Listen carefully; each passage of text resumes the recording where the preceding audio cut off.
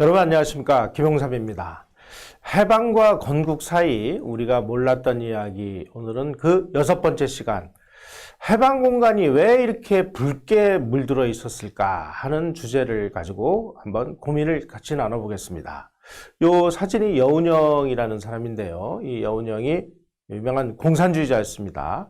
이런 분들이 이제 해방 공간에서 열심히 활동을 했는데 왜 그렇게 공산주의가 그 시절에 기승을 했는지 하는 것을 설명드리는 시간입니다. 자, 한국 사회가 원래부터 공산주의를 선호했느냐? 절대 그렇지 않습니다. 해방 직전에 여운형이라는 공산주의자가 조선총독부로부터 정권을 이양을 받았습니다. 이게 해방 공간에서 공산주의자들이 득세하는 결정적인 이유라고 볼 수 있습니다. 여운형이 조선총독부로부터 정권을 이양을 받아달라라고 요청을 받았을 때 여운형이가 공짜가 어딨냐? 그 대가가 있다. 대가를 내놔라. 그래서 그 대가로 다음과 같은 여러 가지 조건을 내걸었습니다. 첫 번째, 조선 각지에 구속되어 있는 정치 경제범을 석방을 해라. 그리고 식량 배급권을 우리에게 달라. 이렇게 요청을 해서 이 두 가지, 원래는 한 5가지 정도 됩니다만은 그 중에 중요한 것이 정치경제범 석방과 식량 배급권이었습니다. 조선총독부가 그 요구를 수용을 해서 일본이 항복을 하고 우리가 해방이 된 1945년 8월 15일 그 다음 날인 8월 16일 오전 9시에 전국 각지에 있던 교도소에 문이 활짝 열리고 그 교도소에 수감되어 있었던 공산주의자 1급 좌익사범 10,000명이 일시에 석방이 되면서 한국 사회가 일시에 좌쪽으로 기울어지는 이런 불행한 일이 벌어졌습니다. 자, 민전이라는 그 좌익단체가 펴낸 조선해방 1년사라는 책에 그 8월 16일 날 공산주의자들이 풀려나는 모습을 이렇게 설명하고 있습니다. 경성을 비롯하여 각지의 옥문이 열리고 유치장과 감옥에서 신음하던 혁명투사들이 경성으로 운집했다. 각도 각군에 잠복했던 무산운동 투사들은 인민대중을 일으키고 조직하여 적의 일절기관을 점령했다. 무장봉기로서 각자 지방의 자유와 자주를 확보했다. 이렇게 되어 있습니다. 여운형이가 조선총독부를 압박을 해서 석방시킨 10,000명에 달하는 사상범들이 석방이 된 후에 여운형이가 조직을 한 건국준비위원회 그리고 공산당에 들어가서 해방정부에서 행동대로 활동을 하면서 한국 사회가 순식간에 좌익으로 기울어진 것입니다. 바로 이처럼 여운형이가 공산주의자들이 중심이 된 건국준비위원회를 통해서 조선을 통치하는 역할을 하면서 김구의 임시정부가 완전히 그 코너에 몰리고 결국은 인정도 못 받는 이런 상황이 돼버린 거죠. 또 해방 직후에 좌익들이 주도권을 쥔 이유는 여운형이가 두 번째로 요구한 식량 배급권, 치안권, 언론사 장악권 등을 뺏어냈기 때문입니다. 여운형이가 이 매일신보를 접수하고 경성방송국을 통해서 건국준비위원회를 전국에 알리기 시작하면서 좌익세가 급격히 확산되기 시작을 했습니다.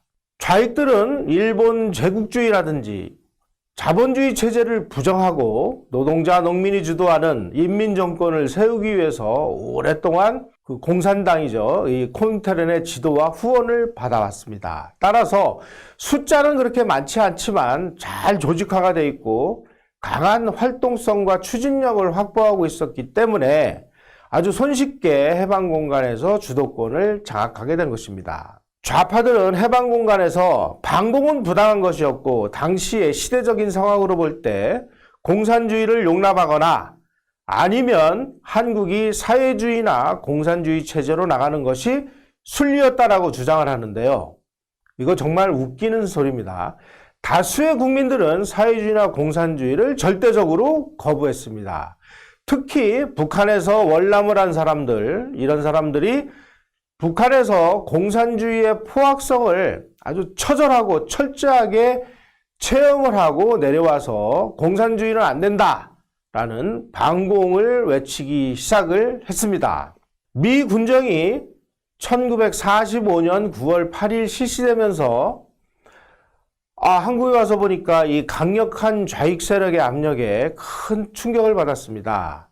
때문에 원래는 미 군정이 일제경찰을 해체하려고 했습니다만은 이 좌익의 치안대라든지 이런 그 무장 조직들이 준동을 하니까 1945년 9월 초에 근무처를 이탈하는 한국인 경찰관들에게 복귀 명령을 내렸습니다. 다시 말씀드리면 일제 경찰을 해산하지 못한 이유는 그 사람들을 감싸 안기 위해서가 아니라 이 좌익들이 무장 행위를 그리고 폭동 행위를 그리고 이 사람들의 주도권이 너무나 강력했기 때문에 여기에 대항 세력을 만들기 위해서였습니다. 1945년 10월 21일 미 군정청 산하에 경무국을 창설한 이유가 바로 그것입니다.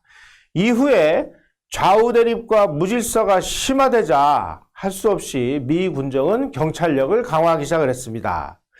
원래 일제하에서 경찰은 약 2만 3천 명 정도였습니다만은 1946년 7월 2일에 2만 5천 명으로 2천 명이 늘었고요. 그리고 1948년 9월에는 3만 4천 명으로 증원하지 않을 수가 없는 상황이 됐습니다. 또 이 좌익들이 이 조선총독부로부터 식량 배급권을 가져갔기 때문에 이 식량 배급권을 차단하기 위해서 배급제를 폐지하고 자유시장제를 도입을 했습니다. 이렇게 되니까 조만간에 쌀값이나 이런 것이 오르겠구나 해가지고 상인들이 이 식량을 내놓지를 않아가지고 식량 가격이 폭등하고 매점매석 행위가 이루어지면서 식량 문제를 둘러싸고 많은 갈등과 어려움이 시작됐습니다. 하지만 이 좌익들은 1946년에 조선정판사라는 곳에서 위조 지폐를 찍어가지고 자기네들의 활동 자금으로 사용하다가 이것이 발각돼서 결정적인 타격을 받았습니다.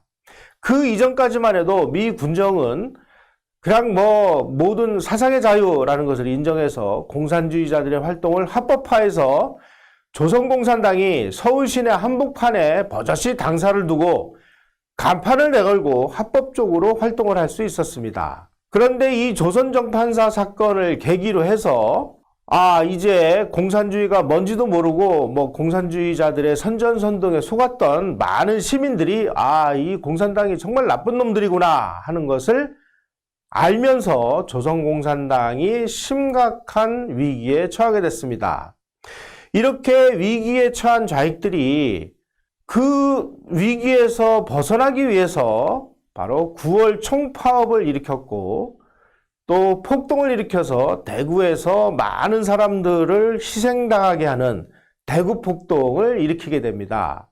바로 이 9월 파업과 대구폭동은 박헌영이가 소련의 군정으로부터 소련 공산당으로부터 구호와 자금과 시위 방법 이런 것까지를 다 지령을 받아서 일으킨 사건이라는 것이 많은 사료를 통해서 밝혀졌습니다. 그 이후에 이 좌익들은 여기저기 숨어 다니면서 국립대학교 안 반대 투쟁, 3.1절 투쟁, 3.2 총파업 이런 식으로 끝없이 사회 혼란을 야기를 했고, 그리고 박헌영은 체포령이 내려지니까 월북을 해서 남로당을 계속 부추겨가지고 폭동과 파업을 지속적으로 일으켰습니다. 자, 조선공산당이 이제 너무 지지를 잃어가니까 이름을 남로당으로 바꾸고 대동정당으로 탈바꿈한다 하면서 당원 배가 운동도 벌였습니다. 그리고 당원들에게 혁명의식을 고취한다고 하면서 팜플렛을 제작해서 배포를 하고, 그리고 또 비합법 투쟁이라는 것은 몰래 숨어가지고 폭동 반란을 일으키는 것을 말합니다. 그래서 각 지구당별로 특수공작대, 특수행동대라는 걸 만들어가지고 폭력 활동을 전개했습니다. 바로 이런 폭력 활동을 위해서 청년당원들을 월북시켜가지고 북한에 평양 근처에 있는 이 강동정치학원이라는 곳에서 게릴라 훈련을 받아가지고 그 게릴라 훈련을 받은 사람들이 다시 월남을 해서 뭐 태백산이라든지 오대산이라든지 지리산 일대로 침투해서 그곳에서 폭동 반란을 일으키는 주역 역할을 하게 됐습니다. 남로당은 이러한 그 폭동 반란을 계속 지휘하고 부추기기 위해서 중앙당 조직부 내에 프락치과라는 것을 만들어서 운영하기도 시작을 했습니다. 바로 이러한 남로당의 이 프락치 활동을 지원하는 이런 운동이 급기야 1948년 제주에서 4.3 폭동을 일으켰고, 그리고 대한민국이 건국된 이후 여수와 순천에서 국군 14연대가 반란을 일으키는 이 미중유의 폭동 반란 사건을 일으키는 계기가 됐던 것입니다. 이 강동정치학원이라는 건 뭐냐? 그 북한의 평양 근교에 만들어져 있던 게릴라 훈련 양성소인데요. 이거 바로 소련 공산당의 지원을 받아서 만든 것입니다. 이 강동정치학원을 누가 운영했느냐? 박헌혜가 운영을 했습니다. 그래가지고 단기반, 장기반 이래가지고 거기에서 마르크스 레닌주의 정치학습, 그리고 유격대 투쟁 뭐 이런 것들을 아주 전문적으로 훈련을 시켜가지고 남쪽으로 난파를 시켜서 해방공간에서 끝없이 폭동과 반란을 부추기는 그런 역할을 했던 것입니다.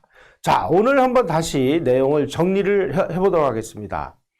해방공간에서 공산주의자들이 이렇게 큰 세력을 확보하고 있었던 것처럼 주장을 합니다만은 그 내면을 들여다보면 좌익들이 세가 강했던 것이 아니라 선전선동을 잘했기 때문에 마치 세력이 큰 것처럼 보였던 것일 뿐입니다.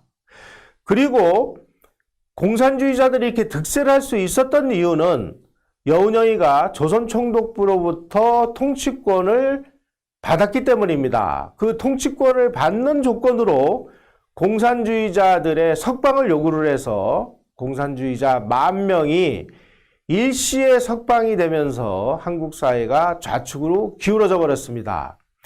여운형이가 조선총독부로부터 정권을 인수받았다는 뜻은 바로 조선공산당, 건국준비위원회, 그것이 뿌리가 됐던 남로당이 그 원천이 조선총독부였다라는 사실을 증명하는, 빼도 박도 못하는 역사적인 사실이 되겠습니다.